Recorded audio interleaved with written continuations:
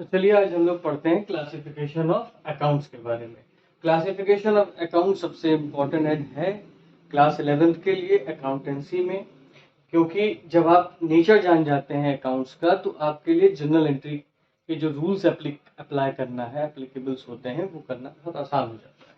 ठीक है, तो सबसे पहले बात करते हैं कि अकाउंट्स को किस तरीके से क्लासिफाइड किया जाता है। देखिए, अकाउंट्स को क्लासिफाई करने का तरीका है, सबसे पहले आता है पर्सनल अकाउंट और इम्पर्सनल अकाउंट। फिर इनको सब फर्दर क्लासिफाइड किया जाता है किसमें, नेचुरल पर्सन अकाउंट में, आर्टिफिशियल पर्सन अकाउंट में और रिप्रेजेंटेटिव पर्सनल अकाउंट में। ठीक, ये सारे इनके एग्जांपल्स हैं, ये हम लोग फर्दर अभी आगे डिस्कस करेंगे वीडियो में। उससे पहले हम फिर से डिफाइन कर दे रहे हैं, अकाउंट्स का जो क्लासिफिकेशन होगा वो दो पार्ट में होगा, एक होगा पर्सनल, दूसरा होगा इम्पर्सनल। ठीक, एक तो हो गया आपका नेचुरल पर्सन, दूसरा हो गया आपका आर्टिफिशियल पर्सन, तीसरा हो गया आपका रिप्रेजेंटेटिव अकाउंट, पर्सनल अकाउंट। ठीक, फिर आता है इम्पर्सनल अकाउंट। इम्पर्सनल अकाउंट में भी दो तरीके के अकाउंट्स हैं, एक तो हो गया आपका रियल अकाउंट, दूसरा हो गया नॉमिनल अकाउंट। रियल में भी दो तरीके में वो सब कैटेगराइज किया गया है, एक हो गया टैंजिबल, दूसरा हो गया इनटैंजिबल। ठीक, और अगला है जो सबसे लास्ट है वो नॉमिनल। अच्छा, अब ये सारी चीजें तो मैंने जो बोर्ड पे लिखी थी पढ़ के आपको समझा दी कि मतलब क्या चल रहा है, हम पढ़ाने क्या जा रहे हैं, लेकिन हमको सबसे इम्पोर्टेंट चीज यहाँ पर ये लाई करती है कि इनकी रियल मीनिंग समझे, रियल इसका कॉन्सेप्ट समझे, इसका कॉन्सेप्ट क्या है। मेन जो कॉन्सेप्ट है पढ़ाने का और जो बताने का, जो आपको आगे हेल्प करेगा जर्नलाइजिंग रूल्स में, रूल्स ऑफ जर्नल एंट्री के लिए, वो क्या है। तो जब आप रूल्स ऑफ जर्नल एंट्री करेंगे तो उससे पहले आपको क्लासिफाई करना होगा अकाउंट, तब आप रूल्स आराम से उसमें अप्लाई कर सकेंगे। तो सबसे पहला पार्ट हो गया आपका पर्सनल अकाउंट। अब भाई बोलते हैं पर्सनल अकाउंट है क्या, हमें जरा ये समझाइए। पर्सनल अकाउंट हो रहा है इतनी देर से, ये अकाउंट है क्या, ये भला है क्या आखिर। ऊपर से इसको तीन कैटेगरी में सब डिवाइड भी कर दिया गया।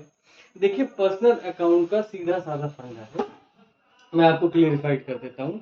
पर्सनल अकाउंट जो होता है वो रिकॉर्ड होता है किस चीज का, डीलिंग्स का, of a trader with person और अ फर्म। ठीक है, जब भी ये क्या है, ये रिकॉर्ड है ट्रेडर्स की डीलिंग का। ठीक है, it's a record of the dealings of traders with a person और अ फर्म, फर्म के साथ। ठीक है, अब इसके लिए एक सेपरेट अकाउंट बनाया गया है। ठीक, और उसमें होता क्या है कि वो जो फर्दर सब कैटेगरीज होती हैं, जैसे कि नेचुरल पर्सन अकाउंट, अब ये काम कैसे करता है, होता क्या है पहले ही समझो। नेचुरल पर्सन अकाउंट में कौन कौन से लोग आते हैं, इसमें सारे के सारे जो भी आपके कहना चाहिए कि जितने भी आपके इंडिविजुअल्स हैं, यानी कि नेचुरल पर्सन्स हैं, जितने भी आपके क्या हैं, नेचुरल पर्सन्स हैं, जितने भी आपके क्या है, नेचुरल पर्सन्स हैं। जैसे कि पर्सन का नाम मोहन अकाउंट, ठीक है, शशि अकाउंट, हरीश अकाउंट। ठीक है, ये सब पर्सन्स हैं, ये सब नेचुरल पर्सन्स हैं, लाइफ पर्सन्स हैं। ठीक है, इन सब के सब किसके अंडर हेड आ जाते हैं, ये सब अंडर हेड किसके आता है, ये आता है नेचुरल पर्सन अकाउंट के अंडर हेड। ठीक है, अब नेचुरल पर्सन अकाउंट्स के अंडर हेड क्या क्या आ गया, मोहन अकाउंट आ गया, शशि आ गया, जितने भी नेचुरल पर्सन्स हैं, ठीक है, ह्यूमन बींग्स हैं। ठीक है, जैसे हम आप, जिनका भी बैंक में अकाउंट वगैरह होता है, तो वो इस तरीके से लिखा जाएगा, Mohan account, Shashi's account, Harish account, किसी का भी हो सकता है, राम अकाउंट। ठीक, आर्टिफिशियल पर्सन अकाउंट के बारे में हम लोग बात करेंगे। आर्टिफिशियल पर्सन या आर्टिफिशियल पर्सन अकाउंट में क्या होता है, सीधा साधा फंडा है, ये बॉडी ऑफ पर्संस होते हैं। ठीक है, ये बॉडी ऑफ पर्संस होते हैं। आर्टिफिशियल पर्सन अकाउंट का मतलब है ये बॉडी ऑफ पर्संस है, इसमें कई लोग इन्वॉल्व हैं, कई इंडिविजुअल्स हैं, कई नेशनल पर्सन्स हैं जो इस चीज को मिलके आर्टिफिशियली उन्होंने क्या किया है, या तो उन्होंने बैंक को बनाया हुआ है, या तो उन्होंने किसी क्लब को बनाया है। ठीक है, क्लब के मेंबर हैं, या किसी फर्म के मेंबर हैं, ठीक है, या कोई लिमिटेड कंपनी के मेंबर हैं। तो जो उनके अकाउंट्स हो जाते हैं उनको क्या कहते हैं, जैसे bank account, club account, firm account, कोई भी फर्म होगा, XYZ कोई भी फर्म, लिमिटेड कंपनी अकाउंट। ठीक है, तो ये सारे के सारे एग्जाम्पल्स किसके अंदर हेड आते हैं, आर्टिफिशियल पर्संस के लिए। ठीक है भाई, कई इंडिविजुअल्स इकट्ठे हो गए, उन्होंने एक बैंक को चला दिया, बैंक कैसी तो चलती है, बैंक में होता ही क्या है भाई, बैंक में का फंडा ही क्या है, बैंक का कोई फंडा थोड़ी। बैंक में हम और आप जाते हैं, पैसा जमा करते हैं, निकालते हैं, एफडी बनाते हैं, केडीआर बनाते हैं, स्टॉक्स में लगाते हैं, कई चीजों में बैंक में काम करते हैं हम लोग, ठीक है। तो बैंक में सबके अलग अलग इंडिविजुअल्स हैं, सबके अपने अपने अकाउंट बन गए, लेकिन उसने पूरी ऑर्गेनाइजेशन को बना दिया, ठीक है, क्यूमुलेटिवली। तो वो क्या हो गया, वो आर्टिफिशियल पर्सन बन गए हमारे लिए। क्या बन गए हमारे लिए, आर्टिफिशियल पर्सन बन गए। अब आते हैं रिप्रेजेंटेटिव पर्सनल अकाउंट। अब ये जो रिप्रेजेंटेटिव पर्सनल अकाउंट होता है आपका, ये क्या होता है, ये एक तरीके का अकाउंट है जो कि रिप्रेजेंट करता है एक सर्टेन पर्सन को या पर्सन्स को, ठीक है, सर्टेन पर्सन या पर्सन्स को ये कहना चाहिए, रिप्रेजेंटेटिव तरीके से करता है, रिप्रेजेंट करता है, ठीक है। अब जैसे एक छोटा सा एग्जांपल ले लेते हैं, हम ये कहते हैं कि आउटस्टैंडिंग अकाउंट का एक छोटा सा एग्जांपल लेते हैं, जैसे कि सैलरी आउटस्टैंडिंग अकाउंट जो है वो पर्सनल अकाउंट है। वो क्या करता है, वो रिप्रेजेंट करा रहा है एम्प्लॉय को, रिप्रेजेंटिंग द एम्प्लॉय। अब हम यहाँ लिख दे रहे हैं जैसे सैलरी आउटस्टैंडिंग, ठीक है, सैलरी आउटस्टैंडिंग। अच्छा, इसका मतलब क्या हुआ, देखो कई एग्जांपल्स है इसमें।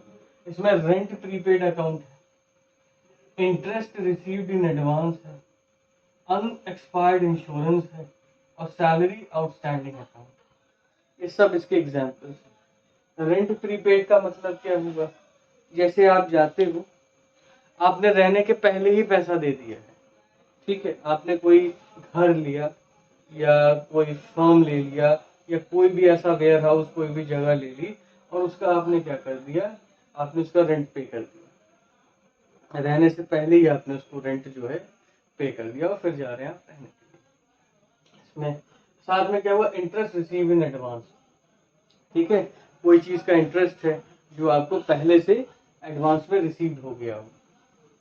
कोई अनएक्सपायर्ड इंश्योरेंस है, तो ये भी किसी, कोई ना कोई जन होगा जो रिप्रेजेंटेटिव होगा इसका, तो उसको अंडर हेड में किस में रखते हैं हम लोग, रिप्रेजेंटेटिव पर्सनल अकाउंट में, ठीक।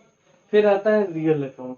एक्चुअली क्या होता है, जितने भी ट्रांसैक्शंस होते हैं हमारे, वो सब ट्रांसैक्शंस जो होते हैं वो कहीं ना कहीं तीन चीजों पर डिपेंड करते हैं। पहला तो इंडिविजुअल और पर्सन पे, दूसरा ट्रांसैक्शन पोजीशन प्रॉपर्टी पे डील करता है, तीसरा ट्रांसैक्शन डील करता है इनकम और एक्सपेंसेस। तो जो भी ट्रांसैक्शन हमारा इंडिविजुअल और पर्सन्स में डील करता है वो पर्सनल अकाउंट में जाता है। जो भी हमारा प्रॉपर्टी और एसेट में डील करता है या पोजीशन में डील करता है, जिसका हमारे पास अधिकार है, तो वो होता है आपका रियल अकाउंट में। और जितना भी हमारे खर्चे और इनकम एंड एक्सपेंसेस आते हैं, वो सब आ जाते हैं नॉमिनल अकाउंट में, ठीक। अब बात करते हैं हम रियल अकाउंट के बारे में, जो कि किस पर लगता है, सारी एसेट्स पर लगता है, पोजीशंस पर लगता है या प्रॉपर्टी पे लगता है। इसके भी दो टाइप होते हैं, एक तो हो गया टैंजिबल, दूसरा हो गया इनटैंजिबल, ठीक। एक टैंजिबल है, दूसरा इनटैंजिबल है। अब भाई बात करते हैं कि टैंजिबल क्या होता है। टैंजिबल का मतलब होता है जिस चीज को हम छू सकते हैं, देख सकते हैं, मेजर कर सकते हैं, ठीक है, टच कर सकते हैं, सी कर सकते हैं, मेजर कर सकते हैं, उसकी वैल्यू मेजर की जा सकती है, तो वो सब आ गए आपके टैंजिबल में, ठीक है। कौन से, ये सब क्या कहलाएंगे, टैंजिबल रियल अकाउंट, और ये कहलाएगा आपका इनटैंजिबल रियल अकाउंट। अब टैंजिबल रियल अकाउंट में क्या क्या आ गया, जैसे कि फर्नीचर अकाउंट, क्या आ गया, furniture account, plant account, machinery account, stock account, cash account, और भी अकाउंट कर सकते हैं आप, ठीक है। कैसे, ये सारी की सारी हमारी एसेट है। एसेट की डेफिनेशन आपको बताई गई होगी पहले भी, ठीक है। ये सब एसेट है, इसका हमारे पास पोजीशन है, हम इसको पोजेस करते हैं। फर्नीचर, अब जैसे मैं तुम लोग को पढ़ा रहा हूँ यहाँ पर बैठा के, तो मेरे पास क्या है, मेरे पास जो है कुछ बेंचेस होंगी, मेरे पास फैन लगा है, मेरे पास ये बोर्ड है, ये मार्कर है, ये सब मेरा खरीदा हुआ है।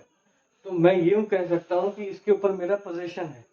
तो ये सब क्या है, मैं छू भी सकता हूँ, देख भी सकता हूँ, ठीक है, मेजर कर रहा हूँ मैंने। तो ये सब किसमें आ गया, टैंजिबल एसेट्स में आ गया, ये टैंजिबल रियल अकाउंट्स में आ गया, ठीक है।